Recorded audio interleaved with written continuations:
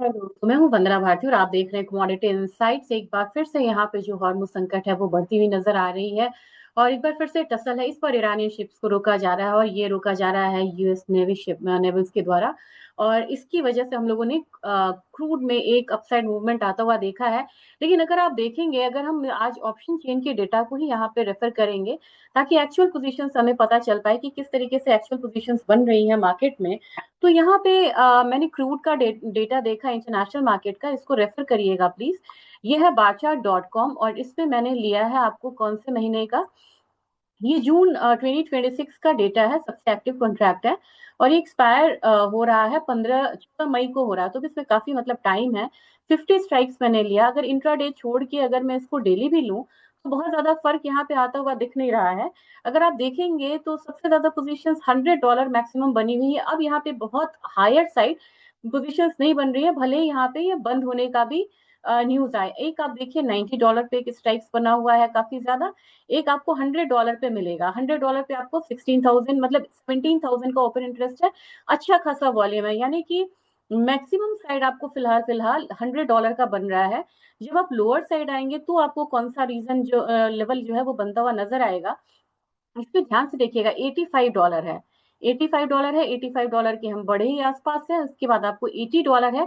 लेकिन सबसे ज्यादा जो यहाँ पे आपको दिखेगा, मतलब पोजीशंस खड़ी हुई दिखेगी, ये आपको दिखेगी। मैंने एक देखा था यहाँ पे भी 68 के करीब भी यहाँ पे देखा है। सबसे ज्यादा है आपको 70, ये मैं दिखाना चाह रही थी। देख रहा है ना, $70 पे इतना ज्यादा ओआई और यहाँ पे मतलब पोजीशंस खड़ी हैं, वॉल्यूम है कि $70 से नीचे जाने की चांसेस क्रूड का बहुत कम बन रहा है।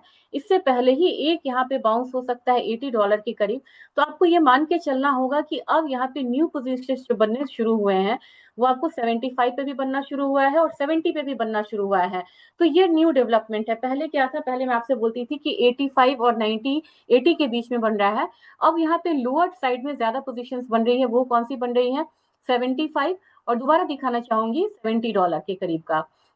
ये जानकारी आपको रखना होगा और यहाँ तक प्राइसेस एक बार आ सकती है और मतलब किसी भी तरीके के डिस्कलेशन होता है। और अपसाइड हमारा सिर्फ अब यहाँ पे $100 तक का रह गया है। तो ये न्यू पोजीशंस बन रही हैं। अगर यही ऑप्शन डेटा हम रेफर करेंगे गोल्ड में, तो गोल्ड में फिर से जून कॉन्ट्रैक्ट है, लेकिन इसकी एक्सपायरी आप देखिए 26 मई को है। वोलाटिलिटी कम होती हुई नजर आ रही है। अगर आप देखेंगे तो क्रूड की वोलाटिलिटी भी आपको यहाँ पे कम होती हुई नजर आ रही है, जो 100 से ऊपर तक चली गई थी, अब यहाँ पे 70 है। और इसमें सिर्फ आपको 24% की आईवी रह गई है। अब जैसे ही आप यहाँ पे नीचे जाएंगे ना, तो आपको गोल्ड में अपसाइड मूवमेंट पे 5,000 पे एक मिलेगा, जो कि साइकोलॉजिकल बैरियर है। यहाँ पे इससे ऊपर प्राइस आना थोड़ा सा फिलहाल आपको मुश्किल लगेगा। तो 5,000 फिलहाल फिलहाल आपका गोल्ड का बन रहा है। यहाँ पे सबसे ज्यादा ओआई और वॉल्यूम है, ये बात ध्यान में रखिएगा। और इसके अलावा अगर आप देखेंगे लोअर साइड में, क्योंकि प्राइसेस अभी लोअर जा रही है, तो लोअर बैंड भी आपको पता रहना जरूरी है। लोअर बैंड में जैसे आप जाएंगे तो आपको मूवमेंट कहाँ मिलेगी? 174700 के करीब आपको एक लेवल आता हुआ मिलेगा। लेकिन अभी भी जो बायस है फिलहाल फिलहाल में, अगर आप यहाँ पे रेशियो भी देखेंगे तो आपको लगेगा कि बायस जो फिलहाल फिलहाल में है वो आपको दिखा रहा है मतलब अपसाइड का। तो मेरे ख्याल से क्रूड में अब एक लोअर रेंज बनता हुआ नजर आ रहा है। लेकिन गोल्ड में थोड़ी गिरावट के बाद आपको एक बाइंग जो है वो फिर से बढ़ती हुई नजर आएगी। और अगर आप गोल्ड सिल्वर रेशियो को यहाँ पे रेफर करेंगे कि गोल्ड सिल्वर रेशियो किस तरीके से दिखाता है, तो इससे भी आपको एक मतलब कि अनुमान मिलेगा कि किस तरीके से हमें ट्रेडिंग करनी है। गोल्ड सिल्वर रेशियो को अगर मैं आवरली पे हटा के यहाँ पे डेली कर दूं, तो आपको लगेगा कि यहाँ थोड़ा सा तो डाउनसाइड आया था रेशियो, लेकिन दोबारा ये यहाँ पे 61 की तरफ जाता हुआ दिख सकता है। तो फिलहाल फिलहाल आपको 61 2.27 की तरफ जाएगा। इसका मतलब ये है कि आज के दिन में गोल्ड में कम गिरावट रहेगी, लेकिन सिल्वर की गिरावट जो है वो यहाँ पे ज्यादा आती हुई दिखाई देगी। अब सीधा सीधा हम लेवल्स पे ही आ जाते हैं, क्योंकि लेवल्स की बात करते हैं। गोल्ड में अगर आप डॉलर इंडेक्स में सॉरी आप देखेंगे, एक रिवर्सल आ रहा है। नीचे के साइड से इसने एक रिवर्सल लिया अच्छा खासा, और मुझे लग रहा है 98.5 की तरफ जाता हुआ इसको हम देख सकते हैं। जबकि अगर आप अगर आप देखेंगे गोल्ड फ्यूचर्स ने यहाँ पे डाउनसाइड मूवमेंट तो दिया लेकिन संभलती हुई नजर आ रही है। ये हमारा एक थ्रेशोल्ड हो सकता है $4700 का, जो कि काफी बड़ा है मतलब इस हिसाब से। लेकिन मुझे लग रहा है कि अल्टीमेटली ये एक जो $4700 पे मैंने आपको ओआई दिखाया था बिल्डअप होते हुए, वो यहाँ पे एक सपोर्ट का काम करेगा। अपसाइड मार्केट आपको 4850 4860 तक जा सकती है, कोई भी रिवर्सल यहाँ पे वहीं तक जाएगा, बहुत बड़ी मूवमेंट नहीं है हमारी मार्केट में। अगेन यहाँ पे जो आप देख रहे हैं आईएनआर जो है वो 93 से ऊपर गया है, तो हमारा गोल्ड ज्यादा गिरता हुआ नजर नहीं आएगा। तो मेरे ख्याल से हमारे गोल्ड में 1,54,300 वाला एक जोन जो है वो हायर साइड पे आ सकता है, और करेक्शन यहाँ पे हल्का है, वो आपको 1,51,000 तक ही है। तो करेक्शन पे एक मुझे लग रहा है कि हल्की बाइंग जो है वो नजर आ सकती है। सिल्वर की बात की जाए, सिल्वर डाउनसाइड भी है, लगभग लगभग 3% का डाउनसाइड है। हमारे मार्केट में भी 2.12% का एक डाउन साइड है। मुझे लग रहा है कि एक करेक्शन यहाँ पे बनता हुआ नजर आ सकता है नीचे की तरफ 2,42,000। अगर यहाँ पे आप आवरली पे देखेंगे तो आपको क्लैरिटी आएगी, क्योंकि यहाँ पे डेली पे मार्केट मतलब क्लियर नहीं दिख रहा है।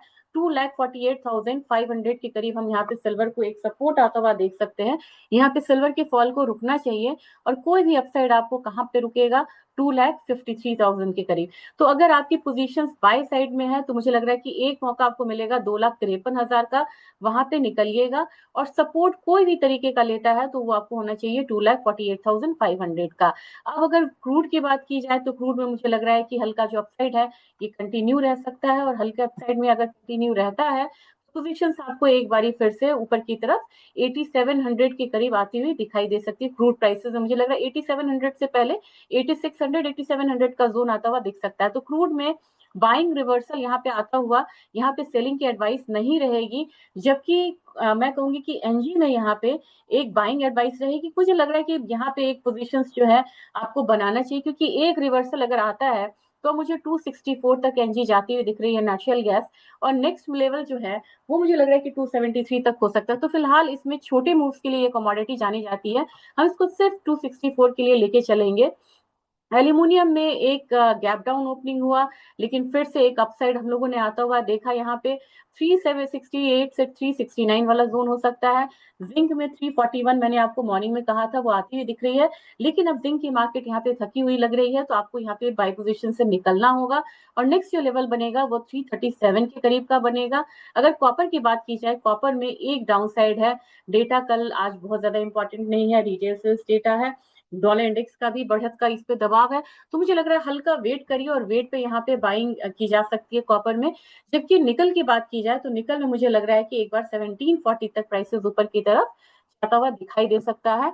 एक बार हम यहाँ पे अगर हम निपॉन गोल्ड ईटीएफ को भी ले लेते हैं तो वो एक दायरे का कारोबार आपको नजर आएगा। मुझे लग रहा है कि अगेन मतलब कि एक बारी 126 तक प्राइसेस ऊपर की तरफ आएगा, बहुत स्मॉल मूव देखी जा रही हैं। और निपॉन सिल्वर को लिया जाए तो यहाँ पे एक प्रेशर जो है वो आपको दिखाई दे सकता है। निपॉन सिल्वर ईटीएफ ये रहा, यहाँ पे हालांकि यहाँ पे बहुत ज्यादा प्रेशर आपको नहीं है, प्राइसेस एक रेंज में ही है, और प्राइसेस हल्का हल्का यहाँ पे अपसाइड ही रहना चाहिए। बहुत ज्यादा मूवमेंट यहाँ पे आई नहीं है, क्योंकि फ्राइडे के मूव को भी इसने अभी कवर किया है। रही बात जीरे में, तो जीरे में मुझे लग रहा है कि अभी दबाव तो रहेगा, कल एक अपसाइड आया था, लेकिन इस हफ्ते हो सकता है कि 22,300 तक का लेवल हम आता हुआ देखें, तो लोअर लेवल पे एडवाइस रहेगी कि आप एक्यूमुलेट कर सकते हैं। जबकि टर्मरिक में एक क्रॉप डैमेज की भी बात आ रही थी, मुझे लग रहा है कि इसमें हम 17,000 के लेवल्स को आता हुआ देख सकते हैं। और जबकि कोरिएंडर की बात की जाए तो कोरिएंडर मुझे लग रहा है कि एक आज गैप अप ओपनिंग हुआ है, और इसमें 14,000 तक के जो लेवल्स हैं वो धीरे धीरे यहाँ पे आता हुआ दिखाई दे सकता है। एक जंप हम लोगों ने ग्वारसीड वाले में देखा था, और इसने इस रेंज को चैनल को ब्रेक किया है। मुझे लग रहा है कि 11,500 की तैयारी ग्वारगम में है। ग्वारसीड ने अब मतलब वहां पे एक रेड कैंडल दिया है, लेकिन फिर भी लग रहा है कि प्राइसेस थोड़ा सा लोअर लेगा, 5800 तक आएगा।